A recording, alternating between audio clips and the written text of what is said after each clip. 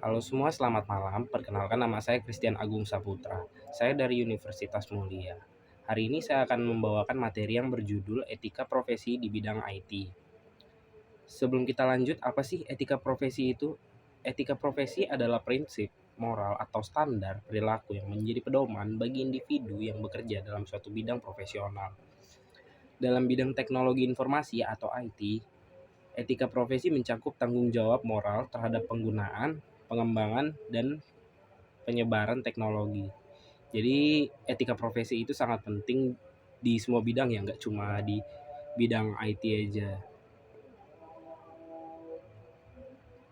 Pentingnya etika profesi di bidang IT. Yang pertama itu ada mencegah penyalahgunaan teknologi. Mencegah penyalahgunaan teknologi ini maksudnya seperti menghindari tindakan seperti hacking, pencurian data, atau manipulasi informasi. Biasanya kayak di perusahaan-perusahaan tuh ada yang mencuri data untuk dijual demi keuntungan. Selain itu, pentingnya etika profesi bidang IT juga itu menjaga kepercayaan, seperti membangun kepercayaan antara profesional IT dengan pengguna, klien, atau masyarakat. Selain itu juga mengurangi resiko hukum, yaitu memastikan bahwa tindakan dalam bidang IT sesuai dengan hukum dan peraturan yang berlaku ya. Setelah itu ada meningkatkan reputasi juga. Selain mengurangi resiko hukum dan mencegah penyalahgunaan teknologi, etika dalam profesi IT juga bisa meningkatkan reputasi, yaitu maksudnya etika yang baik menciptakan reputasi yang baik pula bagi individu atau organisasi yang dibawa individu tersebut.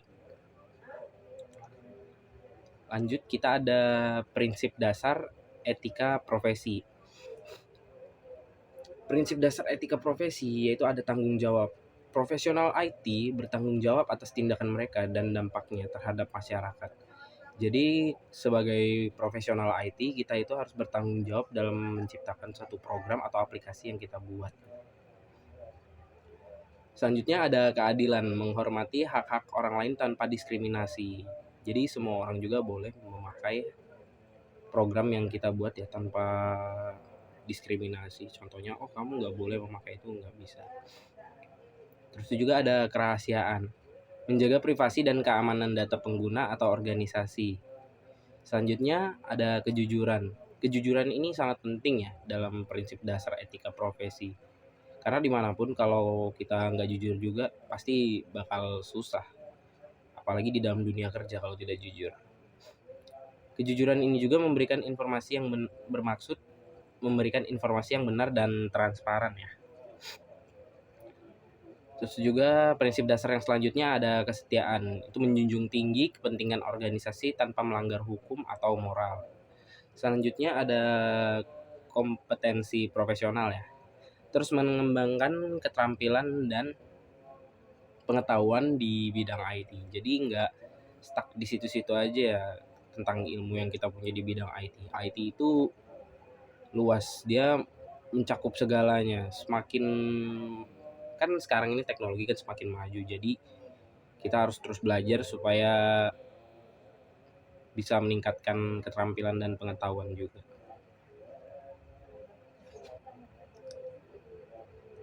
Berikut ini saya akan menjelaskan materi tentang kode etik profesi IT. Beberapa organisasi memberikan pedoman kode etik untuk profesional IT seperti ACM atau Association for Computing Machinery. Yang satu, ada menghormati privasi dan integritas data pengguna, menghindari konflik kepentingan, tidak menggunakan teknologi untuk tujuan melanggar hukum atau melakukan sesuatu tindakan yang tidak bermoral. Terus ada IEEE atau Institute of Electrical and Electronic Engineers. Bertindak untuk kepentingan publik, menjunjung tinggi standar kualitas profesional, dan berkolaborasi dengan kolega secara etis. Yang tadi saya jelaskan itu kode etik, etika profesi ya. Setelah kode etik kita lanjut ke contoh kasus dalam etika IT. Sekarang ini banyak ya kasus-kasusnya. Yang paling dominan ini kalau untuk sekarang itu hacking, cracking.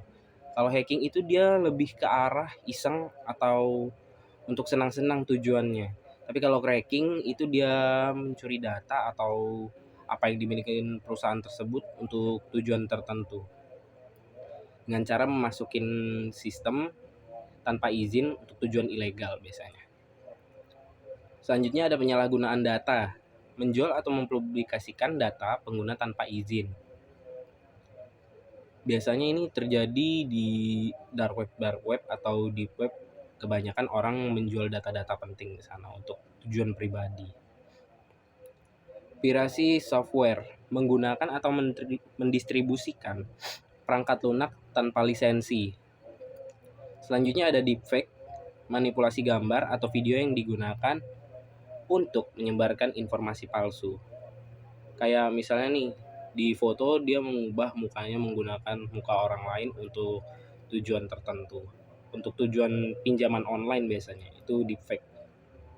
Sekarang ini banyak ya kasus deepfake itu, jadi harus lebih berhati-hati dan lebih bijak dalam menggunakan media sosial.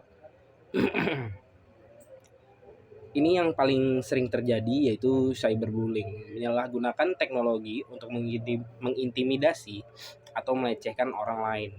Biasanya tuh banyak terjadi ya, entah karena salah paham atau apa, berujung ke pembulian biasanya. Atau mungkin bisa juga melihat dari tampilan fisik. Sekian materi yang saya jelaskan, mohon maaf bila ada kekurangan dan kesalahan dalam membaca. Saya akhiri, selamat malam.